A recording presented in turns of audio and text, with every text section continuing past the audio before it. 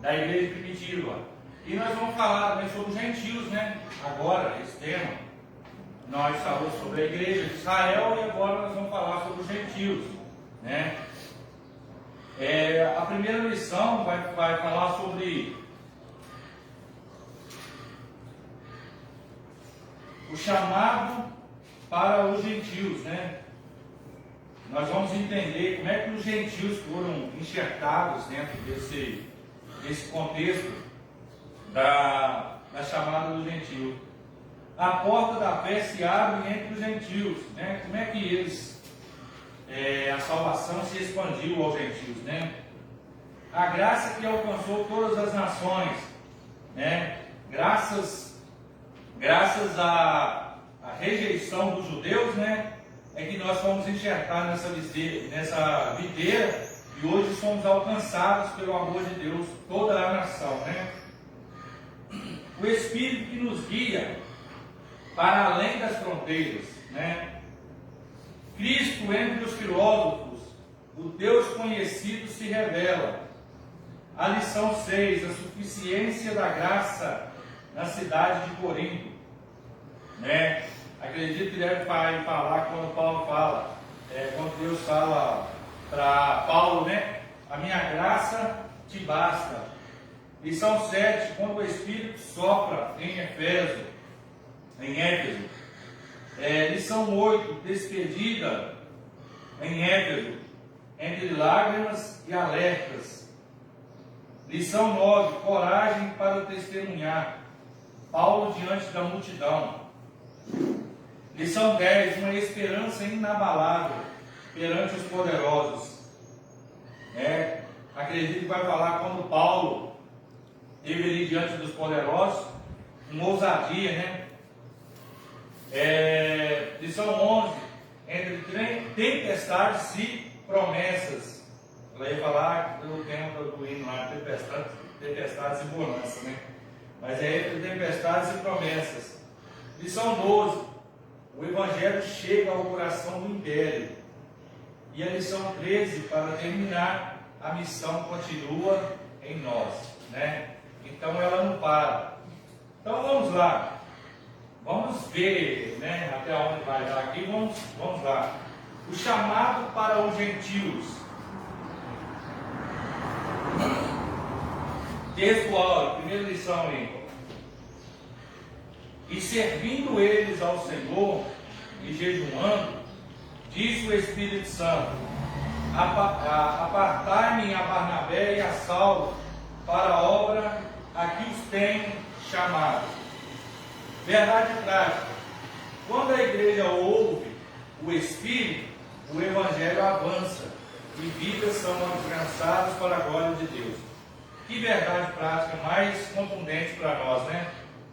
Quando a igreja ela ouve o Espírito, o Evangelho avança e vidas são alcançadas para a glória de Deus. Leitura diária. Segundo Atos 1:8. Sem o Espírito Santo, não há missão verdadeira, né? Se não tem a presença do Espírito Santo, então a missão é falsa, né? A missão não é verdadeira. Terça, Atos 11:26. A identidade e a missão caminham juntas. Quarta, Mateus 6:16 e 18. O jejum fortalece nossa sensibilidade espiritual. Quinta, Isaías 61:1. O ministério de Jesus começou pela unção do Espírito. Sexta, Atos 4:31. A igreja primitiva avança porque estava cheia do Espírito. Sábado, Romanos 10:14 e 15. Como ouvirão se não há quem pregue? Alguém mencionou isso aqui. Foi você, sexta? Não foi eu não, mas eu ouvi também. Foi evangelista, eu acho, né? Fui eu. Foi, né? Ela mencionou aqui, sexta-feira, sobre essa parte aqui, né? Como ouvirão se não há quem pregue, né? E às vezes a gente pergunta por que as pessoas estão lá no mundo, nas drogas, na prostituição, né? Mas quantas vezes você chegou para essa pessoa e falou do amor de Deus, da misericórdia de Deus, de como Deus é capaz de libertar ela? Aí que fica a pergunta: como ouvirão se não tem quem pregue? Elas estão lá, mas se elas não ouvem, como é que elas vão dizer? Ninguém veio a mim falar desse amor, falar dessa misericórdia. Porque um dia nós fomos alcançados, né? Tirando a Ludmila, que já nasceu no berço evangélico, e o Arthur também, o Arthur também, eu acho, a Lídia também, né? Não. O resto aqui praticamente veio lá do mundo, né? Ele estava perdido lá e foi alcançado pelo amor de Deus. Então, assim, alguém chegou a falar para nós do amor de Deus, alguém falou dessa bondade, que há um espaço no reino de Deus para nós. Então nós fomos alcançados por isso. E agora, tudo aquilo que chega a nós de bom, o que, que nós temos que fazer? Compartilhar. Não é ficar só para nós, né? Então isso que Romanos 10, 14 e 15 vai dizer, né? Quem ouvirão? Como ouvirão se não há quem pregue? Leitura bíblica em classe, Atos 13, do 1 ao 12. Eu leio um versículo, irmãos lê outro e assim sucessivamente. Na igreja que estava em Antioquia, havia alguns profetas e doutores, a saber, Barnabé e Simeão, chamado Níger e Lúcio, Cirineu e Manaé, que foram criados com Herodes, o tetrarca, e Saulo. E servindo eles ao Senhor e jejuando, disse o Espírito Santo: apartai-me a Barnabé e a Saulo para a obra a que os tenho chamado. Eu pedi você só ler de novo, mas de pé, por favor. E servindo eles ao Senhor e jejuando, disse o Espírito Santo: apartai-me a Barnabé e a Saulo para a obra a que os tenho chamado. Então, jejuando e orando e pondo sobre eles as mãos, os despediram. Próximo.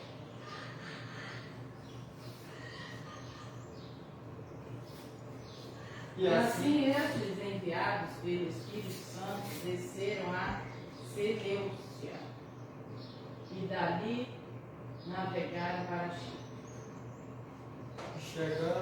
Chegado a Salamina, anunciavam a palavra de Deus nas sinagogas dos judeus, e tinha também a João como cooperador. E havendo atravessado a ilha até a Pafos, acharam um certo judeu mágico, falso profeta chamado Bar Jesus, o qual estava com o procônsul Sérgio Paulo, varão prudente. Este, chamando-se Barnabé e Saulo, procurava muito ouvir a palavra de Deus. Mas resistiu-lhes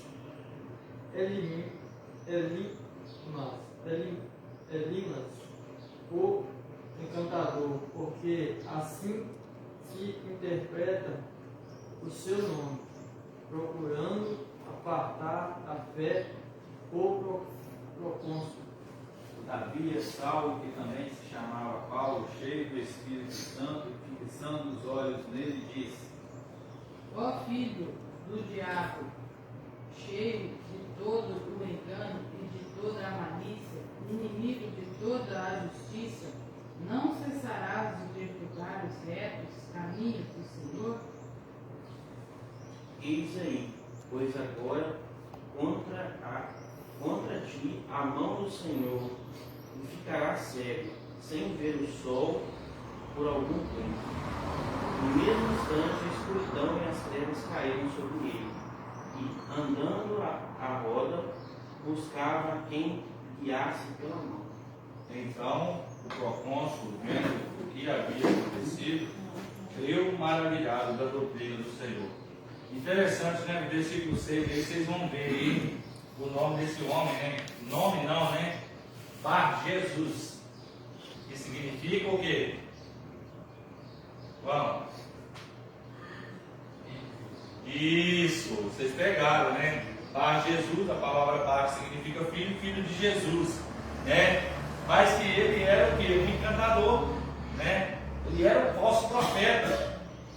Então acredito que, acredito não, a Bíblia não vai falar lá, eu já li, mas não estou lembrado aonde, que existe um outro homem com o nome de Jesus, no livro de Atos mesmo, né? E provavelmente esse rapaz aqui era esse filho de Jesus, não era o filho de Jesus, o Cristo, porque, deixa eu ver se aqui tá assim, vocês podem ver aí que esse Jesus daqui, que está abaixo de Jesus, é um J minúsculo, né? Não é Jesus o Cristo, né? Mas era esse Jesus que havia na cidade de Atos dos Apóstolos. Depois eu vou até buscar novamente para trazer, para ficar um trem mais certinho, para não ficar assim esse trem paralelo, né? Será que existe mesmo uma outra pessoa com o nome de Jesus? Aí depois eu vou trazer certinho para não ficar um trem meio controverso, né? Introdução. Lucas registra o cumprimento progressivo da promessa de Jesus em Atos 1:8. O Evangelho alcançaria Jerusalém, Judéia, Samaria e chegaria aos confins da terra. Os capítulos 13 a 28 marcam a grande virada da narrativa. Quando o foco deixa de ser Jerusalém e passa a Antioquia, e dessa igreja caracterizada por diversidade, sensibilidade espiritual e prática missionária madura, que o Espírito Santo convoca Paulo e Barnabé para a evangelização dos gentios. A partir desse ponto, o ministério de Paulo torna-se central e o Espírito é mostrado como o verdadeiro condutor da expansão cristã. A missão gentílica nasce, portanto, não como estratégia humana, mas como resposta ao chamado direto do Espírito para alcançar as nações, né? Esse Evangelho, ele não pode ficar somente entre quatro paredes, né, irmão? Eu não posso ter esse Evangelho somente dentro da minha casa, ou somente dentro do meu bairro. Mas esse Evangelho ele precisa ser expandido. Olha, Jerusalém, Samaria e até os confins da terra. Quando eu trago para o meu ambiente aqui, às vezes a gente acha que evangelizar, fazer obra missionária eu tenho que ir para os Estados Unidos, para a Flórida, para o Canadá, né? Aí fica fácil, né, irmão? Querer fazer missões onde é um país rico, onde você vai ganhar dinheiro. Só que, na verdade, a missão, o projeto missionário de evangelização, ele começa onde? Dentro da nossa casa, que é Jerusalém, dentro da nossa casa. Depois ele vai para Samaria. Aonde que é Samaria? O nosso bairro, né? Aí depois ele sai para os confins da terra. São os confins da terra, trazendo para o nosso contexto, é claro, para a nossa cidade, né? Então o Evangelho, a propagação do Evangelho, da obra missionária, ela vai começar dentro da nossa casa. Ela vai se expandir na nossa rua, no nosso bairro. Aí depois sim, né? Como que é para fundar uma igreja? Como é que a gente faz?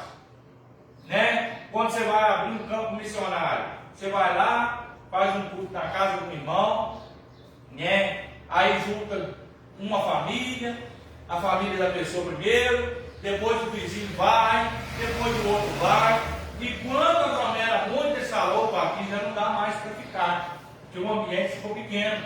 E agora a gente vai fazer o quê? Vai abrir uma congregação, né? E com essa congregação eles vão trabalhando ali, vai aqui, vai ali, e essa congregação ela vai expandir. E quando ela expande, o que ela vira? Ela vai virar uma igreja, né? Ela ampliou o ambiente. Então, a A igreja, ela precisa, nós como servos de Deus, e quando eu falo igreja, eu estou falando de nós, precisamos entender o nosso campo missionário, né? Aqui está dizendo, Jerusalém, Samaria e até os confins da terra. Aí começa a ampliar, porque o evangelho não podia ficar só condicionado a um grupo de pessoas, né? Como eu disse aqui, Jesus não para os judeus, mas eles não quiseram, o que fizeram? Pegou nós, os gentios, enxertou nós lá, e hoje nós somos salvos pela graça. Não é por merecimento. Se olhar para nós que estamos aqui, quem é que merece? Ninguém. Todos nós somos pecadores, somos falhos, uns mais que os outros, né? Mas todos pecadores. Alguma fala, Jesus? Lina, alguma fala? Arthur? Ludmila? Milton? Não? Então vamos. Esse outro Jesus, eu achei aqui em Colossenses 4, versículo 11. Lê. E Jesus chamado justo, os quais são da circuncisão. São estes unicamente os meus cooperadores no reino de Deus, e para mim tem sido consolação. É esse Jesus aí, que não é Jesus Jesus chamado Cristo. justo. Entendeu? Ele era da circuncisão, né? Então, assim, esse não é o Jesus Cristo, mas era outro, né? E provavelmente esse Barquete aqui era filho desse Jesus aí. O nascimento.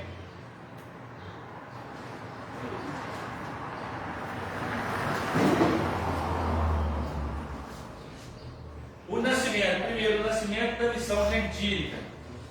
Leia, Ludmila.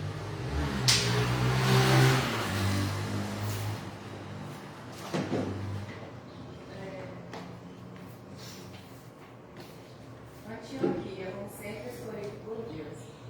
Fundado por Seleuco Nicádio em 300 anos antes de Cristo, Antioquia da Síria tornou-se a terceira maior cidade do Império Romano, atrás apenas de Roma e Alexandria. Culturalmente grego-helenista, abrigava significativa população judaica e exercia forte influência intelectual e comercial, contando com o porto de Seleucia. Foi ali que os discípulos foram chamados cristãos pela primeira vez. Não por acaso, Deus escolheu Antioquia como base da missão gentílica, transformando aquela igreja em um centro de envio para as nações, uma verdadeira base missionária de envio às nações. Então começou aonde? Em Antioquia, né? Começou ali em Antioquia, aí escolheu ali aquele ponto de base para começar o quê? Sair missionários, para fazer missões.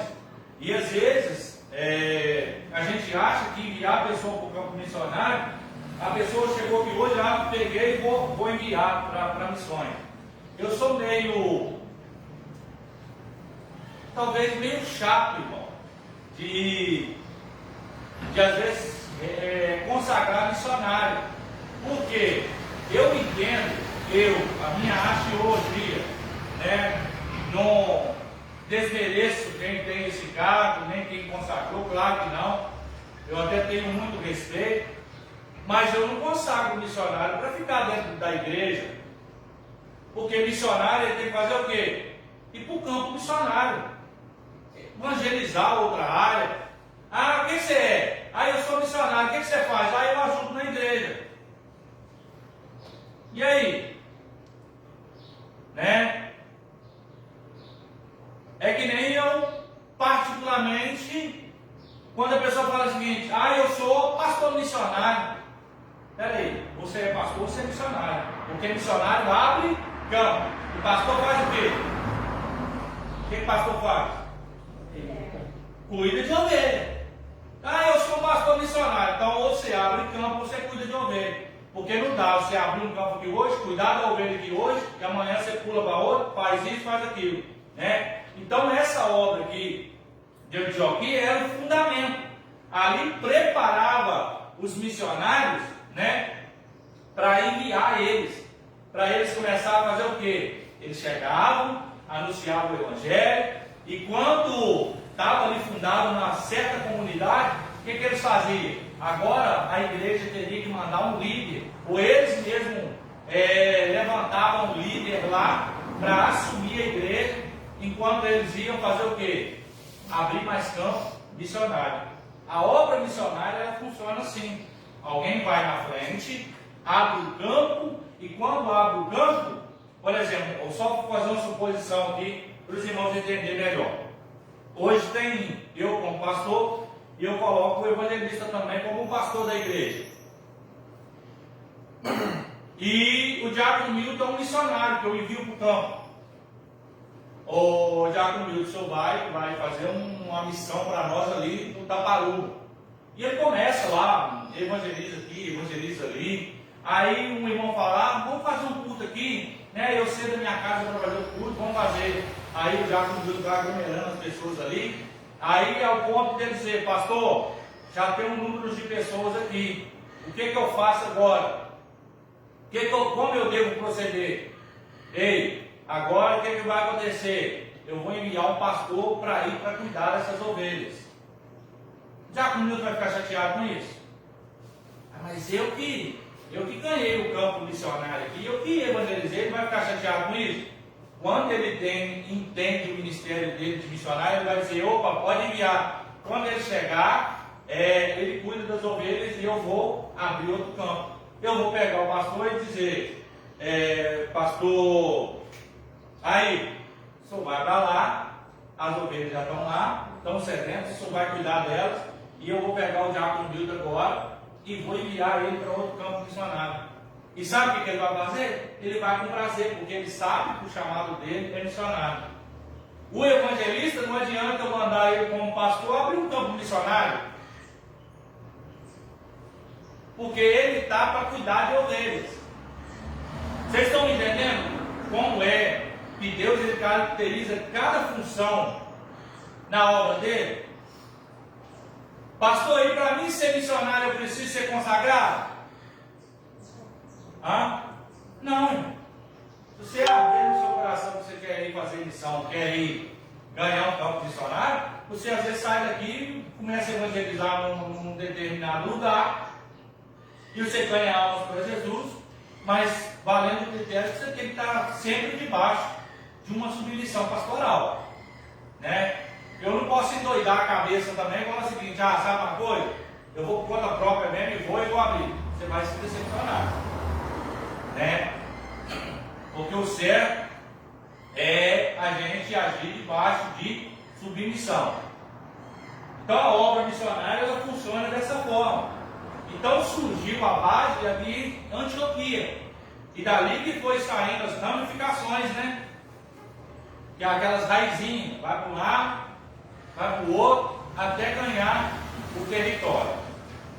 Alguma dúvida? Alguma objeção? Então vamos prosseguir. 2. Profetas e doutores servindo ao Senhor. Lê para nós aí, evangelista. Liderança local reunia profetas e doutores, ministérios que após o período apostólico tornaram-se pilares da edificação da igreja. Os profetas exortavam mediante inspiração direta.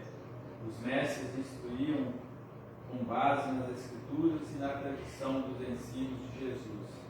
Durante o serviço ao Senhor, marcado por oração e jejum, o Espírito falou à disposição desses líderes em buscar a vontade divina, revela uma comunidade madura, centrada em Deus e apta a discernir o propósito do Espírito para além das necessidades da vida. Obrigado. Por que eu não concordo? Não concordo, mas eu não tenho nada a ver com isso também. O fato de eu não concordar não existe quem faz, claro. De um pastor ser tudo na igreja. Ele é o pastor, ele é o vice-pastor, ele é o presidente da igreja, ele é o vice-presidente da igreja, ele é o tesoureiro, ele é o vice-tesoureiro, ele é o professor da escola. Eu não concordo com isso. Por quê? Primeiro, pesa muito sobre o pastor. Segundo, aqui já está dizendo que Deus ele dá cargos diferentes. Para mestre, doutores, que é doutores? Está grifado aí, doutores, mestres, aqueles que ensinavam. Tinha profetas, tinha sacerdotes, né? Os doutores é aquele que ficava o quê? Os médicos, com a parte do ensino, né? Para ensinar, para preparar. Porque não adianta você ter uma igreja lotada, mas não ter um ensinamento. Eu vejo aí, já topei com algumas pessoas aí que foram me dizer, pastor, eu queria ir lá na sua escola dominical, porque a minha igreja não tem escolinha dominical. Adianta você ter uma igreja boa, bonita, se você não tem um ensinamento? Né? Não adianta. Então, na igreja, ela tem que ter isso. Tem que ter pessoas capacitadas a ensinar. Tem que ter profetas, né? Tem que ter pastores também para exortar, quando precisa exortar, para corrigir. Então a igreja ela não é fundada simplesmente com um líder e ele assume toda a responsabilidade, não. Isso não é porque é encargo da igreja, não. É porque às vezes o próprio líder, o próprio pastor, ele tem medo de perder território. Né? Eu não vou colocar o evangelista para me ajudar, não. Vai que amanhã a igreja gosta dele e me tira fora. Eu não vou preparar o Arthur, não, porque vai que ele se torna melhor que eu. Amanhã a igreja escolhe ele para ser o líder e me tira eu fora. Não, que isso? A igreja, na verdade, ela tem trabalho para todo mundo. Então, se a gente prepara um bom obreiro hoje, né, como dizia o pastor anterior, tem que ser obreiro, não cobreiro, né? Porque o cobreiro ele vai comer na cara da gente só destruindo, mas o obreiro ele tem que fazer o quê? Trabalhar na obra. Então, se a gente preparar bons obreiros, né, o que eles vão se tornar? Vão se tornar pessoas referentes. O problema é que hoje muita liderança tem medo de preparar o obreiro. Tem medo de preparar evangelistas, missionários, diáconos, diaconisas, cooperadores. Não. Ele vai crescendo, depois ele toma lugar. Que é isso, irmão? Aí o que acontece? Muitas das vezes a igreja fica saturada. Né? Os membros ficam saturados, por quê? Não tem líderes novos. Dia de amanhã eu morro, quem assume a igreja? Vai fechar a igreja porque não tem ninguém preparado? Então a igreja aqui, que nós estamos vendo aqui, ela tem que ter essas particularidades, né? Cada um fazendo a sua função. Hoje nós temos aqui 3 professores, né? Eu, o evangelista e a Ludmila. Porque se acontecer que um dia eu não vim, o evangelista assume. O evangelista não vinha, a Ludmila assume. E assim sucessivamente. E o líder da igreja também não é diferente. Né? Eu sou pastor local, mas se no dia que eu não comparecer aqui na igreja, o evangelista assume. E se o evangelista não puder, a gente tem obreiros aí com responsabilidade, com sabedoria para liderar a igreja, para dirigir um culto. Agora o ruim é quando só você faz, só você prepara. Aí no dia que você voltar na igreja, o culto tem que fechar as portas, porque não tem ninguém capacitado. Graças a Deus, hoje eu posso contar com o evangelista. Se for preciso fazer o casamento, ele faz. Se for preciso fazer o culto fúnebre, ele faz. Se for preciso ficar 30 dias na frente da igreja, dirigindo a igreja, ele faz. E se ele não fizer, eu creio que os cooperadores aqui, os obreiros aqui, têm condições de dirigir culto que já fizeram. Então aqui está dizendo o quê? Que a gente tem que saber separar essas coisas. Né? Preparar a pessoa. Pastor, como é que evangeliza? Como é que eu faço para evangelizar?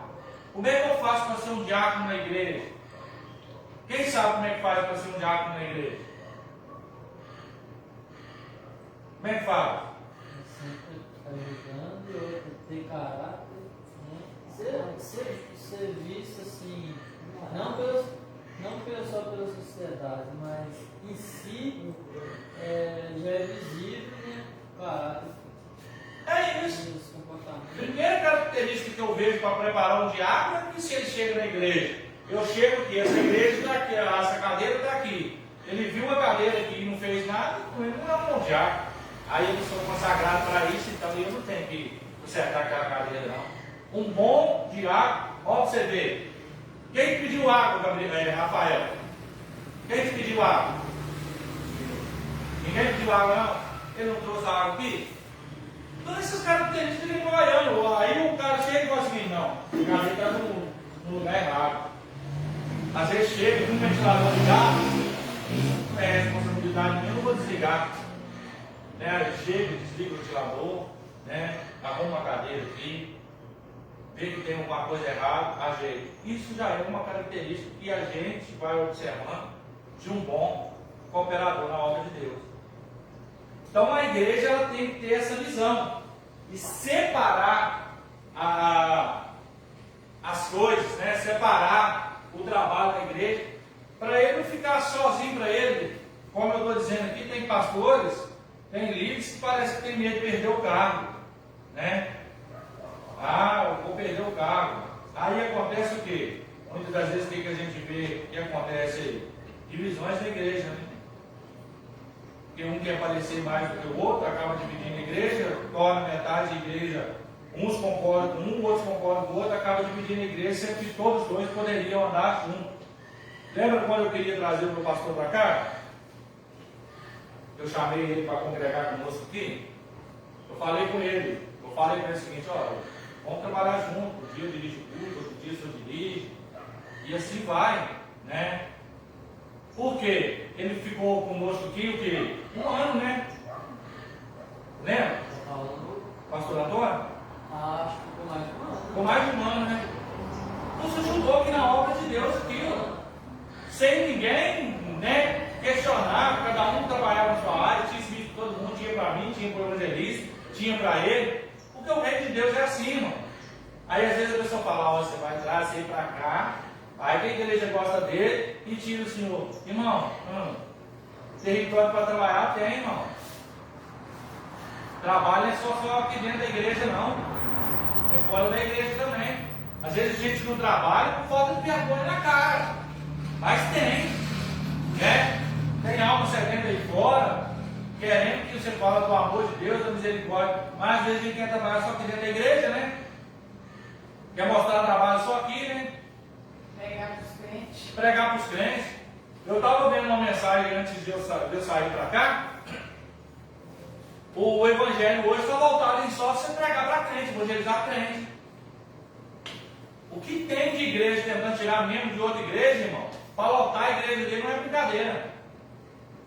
E isso eu estou dizendo que não é pastor não, tá? Até que tem pastor também, mas não é pastor não. São cobreiros. Esses nem são obreiros não. São cobreiros infiltrados na igreja que começam a chamar o membro, né? Fala, vem para cá, que tem trabalho para você aqui. Aqui nós vamos te consagrar, vem nos ajudar. Aí acaba tirando os membros, né? Que às vezes estão estruturados na igreja, para levar para uma igreja onde eles não estão estruturados e que futuramente eles não ficam na igreja, vão para outras e assim perde o controle, vão para outra e um dia acaba o quê? Desviado. Por isso que a igreja ela tem que ter o quê? Estrutura espiritual, preparar obreiros, homens, né, como diz o diácono Milton ali, idôneos, né, de bom caráter. Então isso tudo é um fundamento de uma igreja estruturada, uma igreja que ela prepara evangelistas, prepara pastores, prepara diáconos, não só em vir para a igreja, mas ter um pouco de conhecimento da palavra de Deus. Por que eu digo pouco? Porque nem todos nós somos totalmente conhecedores da palavra de Deus. Eu mesmo aqui tenho inúmeras coisas que eu vou aprender ao longo da minha vida ainda. Eu disse aqui para os irmãos aqui que eu fui auxiliar de pastor muitos anos, fui secretário de Educação Cristã do Estado de Minas Gerais, fui secretário de missões, e tinha um versículo que eu não conseguia entender de jeito nenhum. Quando eu fui para a Água Doce em 2015, Chegou lá um evangelista pregando, opa, era isso que eu precisava. Ou seja, às vezes Deus me tirou de um território para levar para conhecer da palavra dele. Então assim, nós vamos aprender ao longo da caminhada. Eu aprendo com o evangelista, aprendo com o diácono Hildo, aprendo com a irmã, aprendo com todo mundo. Tem coisa que às vezes o irmão vai pregar aqui que eu vou falar assim, opa, nunca timei para isso. Então por isso que nós temos que ter o quê? Essa preparação. Porque futuramente nós precisamos abrir campo. E eu não falo de congregação nem de igreja não, mas de ganhar outras almas para Cristo. Né? Tópico 2. 3, né? 3 e 1. A separação.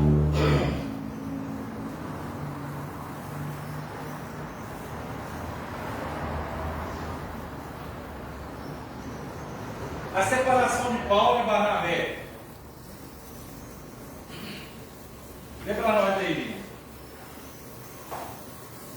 O Espírito Santo ordenou: apartai-me a Barnabé e a Saulo para a obra a que os tenho chamado.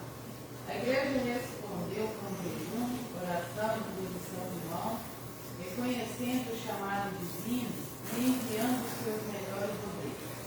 Este ato inaugura um novo momento da história cristã. A missão aos gentios é assumida oficialmente pela igreja. A obediência da congregação demonstra que a comunidade local é parte ativa da vocação missionária e que o envio deve ser sempre acompanhado de intercessão, consagração e dependência do Espírito. Olha que maravilha. Esse estudo aqui, irmão, é um estudo profundo. Ele é um estudo profundo porque ele mostra sobre preparação. Ó, Paulo e Barnabé, eles eram os melhores obreiros que a igreja tinha. Os melhores. E às vezes o que nós fazemos? Não é que a gente manda o pior, mas manda os menos preparados. E manda, por que nós mandamos? Sabe por quê? Porque às vezes, eu gosto de usar a classe da frente, porque ele é mais na frente. O evangelista, uma exposição aqui, é meu obreiro menos preparado. Menos preparado.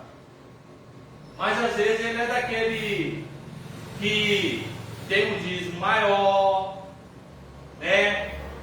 Ele sempre dá uma oferta para o pastor, ele sempre convida o pastor para almoçar na casa dele, ele sempre convida o pastor para comer um churrasquinho na casa dele. Aí o que os olhos do pastor faz? Espera aí, vou mandar ele, né? Ajuda tanta obra aqui, me ajuda. Só que às vezes ele não tem preparação. E às vezes o irmão, coitado, dá só o dízimo dele, ou às vezes nem dá porque não tem condição. É o melhor obreiro que tem na igreja. Às vezes eu deixo de enviar ele para ganhar a alma de Jesus, para enviar um que não está preparado, só porque ajuda financeiramente. O que vai acontecer? Ele vai para o campo missionário, vai fracassar lá, vai ser um fracassado, e vai voltar e vai jogar a culpa de quem? A culpa é sua, eu fracassei. Então, às vezes, o que a igreja tem funcionado? O Espírito indicava, e o que a igreja fazia? Vamos lá. O que a igreja fazia? Consagrava, irmão, jejuava e orava. Falava, opa, vamos buscar a resposta de Deus. Ali eles entravam numa campanha de jejum e oração. E o Espírito Santo confirmando. Aí o que eles faziam? Vai! Não, eles não faziam isso não. Vem cá. Você vai, mas você vai debaixo de uma autoridade. Você vai debaixo de uma unção. Olha, eles eram os mais preparados, sim ou não? O estudo está dizendo? Mas agora, mesmo eles sendo preparados, eles não podiam ser soberbos, nem arrogantes, nem prepotentes. Eles precisavam estar debaixo de uma unção. E a igreja ali que estendia a mão sobre eles e orava por eles e mandavam eles para o campo. Aí eu pergunto, por que eles eram abençoados? Era pela capacidade deles? O que vocês acham? Era pela capacidade? Beleza, também, mas pela obediência e pela submissão. Que eles eram melhores obreiros, mas eles falavam o seguinte: eu não vou descabecear e sair de qualquer maneira, não. Eu preciso estar debaixo de uma unção. Por isso que eu falo muitas vezes na igreja, quando a pessoa chega para sair da igreja, ou às vezes quer sair de qualquer maneira, eu falo o seguinte: quer ir para outro ministério? Vai. Ninguém te impede de ir para outro ministério. Mas vai debaixo de uma unção, né? Pede a bênção ao seu pastor: pastor, me abençoa. Eu senti de ir para outro ministério. Pede a bênção ao seu pastor, não sai descabeceado, não. Porque você se torna um rebelado, né? Aí às vezes você vai, por exemplo, eu tive uma equipe aqui que ela estava toda em disciplina, eu pus todos eles em disciplina. Aí o que eles fizeram?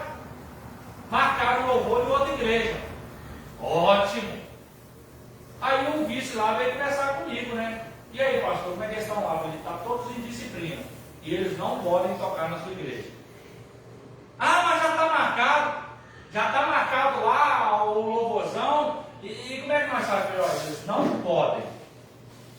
Se eles tocar na sua igreja, eles estão debaixo de rebelião. E automaticamente vocês também estão debaixo de rebelião. Pastor, o senhor não pode fazer isso não. Irmão, se eles estão em disciplina, tem que cumprir a disciplina. Infelizmente, não é só aqui não. Se eu der uma disciplina para um membro aqui, ele está em disciplina aqui. Se ele for em outra igreja e receber lá uma oportunidade e ele aceitar, a disciplina dele vai dobrar. Porque disciplina é disciplina, irmão. Ah, mas eu estou em disciplina aqui. Não. Ela se expande onde você for passar. Então, o que eu gosto que a igreja faz, você quer ir para outro ministério? Vai. Mas vai debaixo da bênção. Eu não sou egoísta o suficiente para falar o seguinte: não, se você ficar aqui, eu não vou abençoar, não. Ih, irmão, já abençoei, foi várias pessoas aqui falar o seguinte: querem ir para outro ministério. Irmão, deixa eu fazer uma oração de você. Eu oro, eu abençoo a sua ida, né? Eu tenho uma membro aqui que ela está lá em Capim, que é a irmã Diana. Veio aqui, pediu a bênção, casei ela, casei o esposo, batizei o esposo dela, não foi? O Fabrício foi nós que batizou, não foi? Acho que foi lá. Deixa eu ver. Eu acho que foi. Hoje eles estão lá, mas graças a Deus eles vêm aqui, eu recebo eles com muito amor e carinho, dou oportunidade para ela, eu tenho ela como a minha diaconisa na igreja também. Por quê? Porque sai debaixo da bênção. O gostoso para a vida de um pastor, para a vida de um ovelho, é quando ela vai para outro ministério, ela vai debaixo da bênção, né? Eu saí do meu ministério anterior, eu tomei 3 meses de disciplina do meu pastor. Porque ele me deu eu falei com ele o seguinte: sabe uma coisa? Eu só apoio o erro, só me dá logo 3 meses. Ele virou para mim e falou o seguinte: é? Então você está 3 meses de disciplina. Aí eu fui, vencendo a disciplina na igreja, irmão. Eu falei com ele o seguinte: eu tenho que vencer aqui, ou eu posso ir para outra igreja e vencer a disciplina lá. Ele falou o seguinte: os 3 meses você vai vencer a disciplina aqui. Depois, automaticamente, você pode sair e ir para outro ministério se você quiser. Eu ia na igreja ali, mas visitava outra igreja no intervalo, quando não tinha culto na igreja. Ganhava uma oportunidade na outra igreja, eu dizia: estou de disciplina. Quando eu venci os 3 meses dentro da igreja, eu falei com ele: venci o mês de disciplina. O senhor me dá a carta? Ele falou o seguinte: como você é um obreiro consagrado pelos bispos da igreja, aí eu fiquei bravo, fiquei virado no viragem de novo. Eu não posso te dar a carta, quem pode te dar a carta foi eles. Aí eu fiquei virado no viragem, briguei demais na conta. Porque o líder, na verdade, de São João, falou que não ia dar carta, não. E só quem podia dar carta era o bispo do Rio de Janeiro, porque eu fui consagrado lá. Aí eu já saí para virar, sabe uma coisa? olhei para ele e falei o seguinte: o senhor abençoa o meu ministério? Ele falou: eu te abençoo. Eu falei: então estou indo. Sem carta nenhuma, mas eu estou indo debaixo da bênção do senhor. Ele falou: tá. Por que nós se damos bem? Porque o errado na história, irmão, não foi meu pastor, não, foi eu. Eu sou verdadeiro para falar, o errado não foi ele. O errado foi eu, porque eu era arrogante, eu era bravo. Briguei com ele, tomei a disciplina, achei ruim, e pedi mais, ele deu. Aí saímos, mas hoje nós temos um vínculo. Por quê? Porque o gostoso é quando você sai em paz. Então isso aqui que a igreja está ensinando nesse tópico aqui, é que a igreja precisa estar o quê? Não basta só ter ensino. Não basta somente eu ser preparado para a obra. Eu tenho que estar o quê? Debaixo da ordenança do Espírito Santo e debaixo da unção da igreja. Por que nós não abrimos outro da igreja? Em Taparuba, em Conceição, em Pó Grande? Porque a gente tem que estar estruturado para dar suporte. Para dar suporte para o pastor. Porque não tem nada mais difícil do que eu pegar um evangelista aqui, falar com ele: evangelista, o evangelista sabe muito bem o que eu estou falando aqui agora, que ele vai captar na hora. Mandar ele para uma outra cidade e depois não dar suporte nenhum, deixar ele para lá perdido. Aí às vezes ele vai para lá, ele tem família,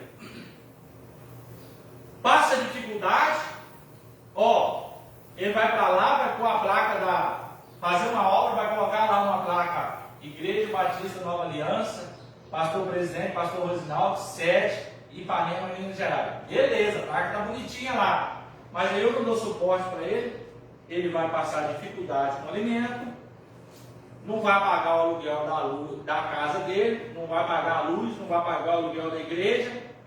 Aí o que vai acontecer? Lá, é os crentes. Lá, a igreja. Aí daí 30 dias, tem que descer a placa, tirar a placa da igreja, que é vergonhoso, devendo aluguel, e o nome de Deus está escandalizado. Porque eles vão falar o seguinte: é a igreja. É os crentes que veio aqui, fintou, deixou luz sem pagar, deixou água, deixou aluguel. É a igreja.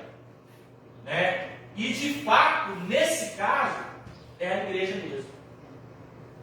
Porque quando eu envio ele com a obra missionária, se ele sumiu uma criança, se eu adotou uma criança agora, né? Na obra missionária, quem é responsável por essa criança? Eu sei. Se eu mando ele para lá, quem é responsável por ele lá? É eu. Quando ele passar necessidade, dificuldade lá, o primeiro telefone que ele tem que pegar para ligar é o meu número. Pastor, o senhor me enviou para cá, tem nada para comer hoje. O que eu tenho que fazer? Se virar nos 30 e dar suporte para ele. Aí simplesmente eu digo o seguinte: ei, se vira, dá o seu jeito. Pelo amor de Deus, irmão. É por isso que a igreja muitas vezes falha. Porque às vezes o líder não tem uma preparação hoje. Preparação que eu falo não é só conhecimento da palavra, não, irmão. É saber estar na pele do outro. Depende de condição financeira para ir para o campo missionário. Eu vou abrir igreja, abro uma aqui, abro outra ali. Eu não estou conseguindo manter nem igreja daqui, vou manter outra igreja. Isso engloba todos os membros. Tudo. Que não vai, quem não vai, às vezes não tem o dom, não tem o chamado, não vai, mas ele pode contribuir de alguma forma. Para ajudar, suporte. Porque eu sempre disse que tem 3 tipos de fazer obra missionária. Quais são eles? Vocês lembram? Vamos. Indo, orando e contribuindo. Quando eu não tenho o chamado do ID, o que eu tenho que fazer? Existe ainda essas duas. Essas duas têm condição de fazer. Mas quando eu não tenho nem condição nem de ir, nem de contribuir, o que eu tenho que fazer? Orar. Para Deus dar suporte lá. Então a igreja ela precisa entender isso, irmãos. Né? Não é só expandir, não é só ter nome, não. Né? Ah, eu tenho uma igreja aqui, tem outra ali, tem outra lá. E você consegue dar suporte para todas elas? Consegue? Nada contra, mas eu fui numa igreja em Pocrane. O pastor falou comigo o seguinte: pastor, eu estou disposto a fechar a igreja a qualquer hora, porque quem prometeu me dar suporte não está me dando suporte. Olha, minha filha querendo ser batizada, o pastor marcou de vir batizar, não veio, a menina está decepcionada.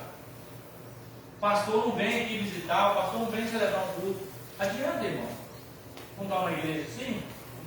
A gente tem que dar suporte. Então, esse trabalho que nós estamos falando aqui, esse estudo de hoje, é para mostrar sobre isso. E não é só simplesmente ter chamado também, não. Você tem que fazer o quê?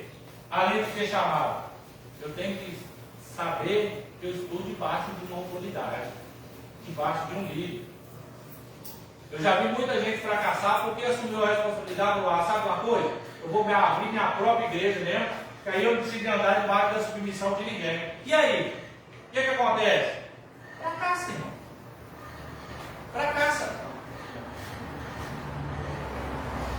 Porque a gente precisa estar debaixo de um chamado espiritual, mas também precisa estar debaixo de uma autoridade. Agora existe aquele outro critério, que às vezes Deus até chama, mas o pastor fica o quê? Retendo. Não vou enviar, não vou enviar, não. Aí o que acontece? Uma hora a corda vai arrebentar, né? E eu acho que do lado de Deus, Deus nunca perde, né? Então quem perde é sempre a gente, né? Amém, irmãos? Conseguiram captar alguma coisa? Quer comentar alguma coisa, evangelista? Quer comentar alguma coisa, Legal? Arthur, quer comentar alguma coisa? Ludmila? Meninos aí, vocês querem comentar alguma coisa? Tá? Então, irmãos, me dá sua caneta aí. A missão depende da igreja toda, não é só do pastor, do cobreiro, dos missionários, né? Todos os membros que às vezes tem algum que acha, eu não tenho dom para ir pregar, eu não sei fazer nada, mas ele pode contribuir de alguma forma. Uma dessas três aí foi citada, né? Tem, a gente tem esse negócio aí, por exemplo, antigamente,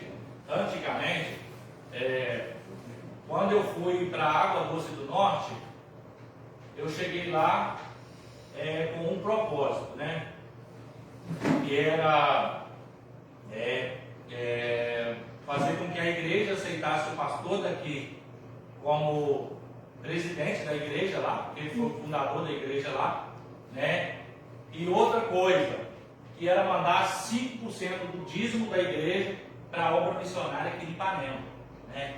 A igreja era de Água Doce do Norte e veio para cá, né? Cresceu aqui, expandiu, então eu mandaria 5%. A igreja de lá não aceitou.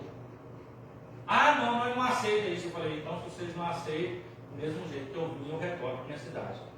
Porque a gente tem que estar debaixo de uma hierarquia.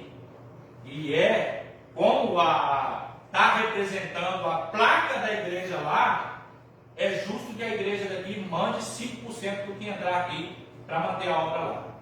E eles acabaram concordando, né? E mandava 5% para cá, né? Dessa oferta missionária. Então, irmão, parece que às vezes a oferta missionária é pouca, mas quando você está destinado a fazer missão, qualquer ajuda é boa. E seja R$1, já ajuda muito, né? Então, assim, quando nós, não sei se esse vai ser o nosso ministério ou não, mas quando a gente abriu outro campo missionário, outro campo de uma igreja local, né? A gente tem que fazer o quê? Entender que o que eu estou pregando aqui possa ser gravado no coração dos irmãos para o dia de amanhã falar: pastor, isso é covardia que o senhor está fazendo com o obreiro. O senhor não está dando suporte. Porque eu sei, para me mandar um líder para fora, ele, como ele não tem casa própria lá, ele vai pagar aluguel, ele tem que pagar luz, ele tem que pagar água, ele tem que comer. Se ele tiver filhos, ele tem que comprar roupa para os filhos, né? Então eu não posso contar simplesmente: você se vira aí e com os dízimos, com as ofertas aí, você manda os 10% para cá, o que sobrar você sobrevive. Posso fazer isso, né? Se entrar 100 reais na igreja, ele vai mandar 10 para cá e ele vai ter que sobreviver com 90. Isso é covardia. A igreja ela vai ter que dar um suporte a ele até ele conseguir se manter sozinho lá. Sozinho entre aspas, né? Ele vai estar sempre debaixo de uma cobertura espiritual, mas ele vai ter que ter suporte para sobreviver lá até ele conseguir tirar a própria renda dele lá. Eu me lembro que o meu líder anterior, quando ele veio para cá, isso foi até uma covardia do ministério também, mas já passou, e graças a Deus Deus honrou ele. Ele passava dificuldades, irmãos, né? Eu tenho um vínculo com ele hoje que eu posso falar com propriedade. Graças a Deus hoje eu tenho ele como um pai. Eu falei com ele o seguinte: olha, pastor, eu trabalho vendendo pão. Graças a Deus eu consigo manter minha família assim. Se o senhor quiser, eu vou ajeitar isso lá, sou honesto. Está com padeiro até hoje. Sustentou a família dele, comprou o carro dele, comprou a casa dele, tudo trabalhando de padeiro. Porque a renda que entrava na igreja não era suficiente. E como não era suficiente, ainda tinha que mandar para a sede. Entendeu? Então assim, hoje eu entendo, isso é uma covardia. Naquela época eu também já entendi, só que eu não podia fazer nada, né? Eu era só o membro ajudador da igreja, mas hoje, graças a Deus, eu fico honrado de Deus ter honrado ele, sustentado ele até hoje, né? Então assim, a gente tem que entender isso. Se a gente começar a entender, a gente vai investir mais em obra missionária, a gente vai ajudar mais as pessoas, né? Vocês lembram que aqui tinha um monte de saco de roupa há um tempo atrás? Quando houve uma enchente para fora aí, a gente pegou aquele monte de roupa e mandou tudo para lá. De certa forma, a gente ajudou muitas outras famílias. E é isso que a igreja ela precisa entender. Que ela não pode só achar o seguinte: eu vou sustentar só a igreja local, não. Tem hora que você vai precisar expandir. Quantas vezes aqui na igreja já pedi ajuda para gente que nem era da igreja, para comprar remédio, para fazer exame? E a igreja, graças a Deus, ajudou. Isso é um trabalho em conjunto.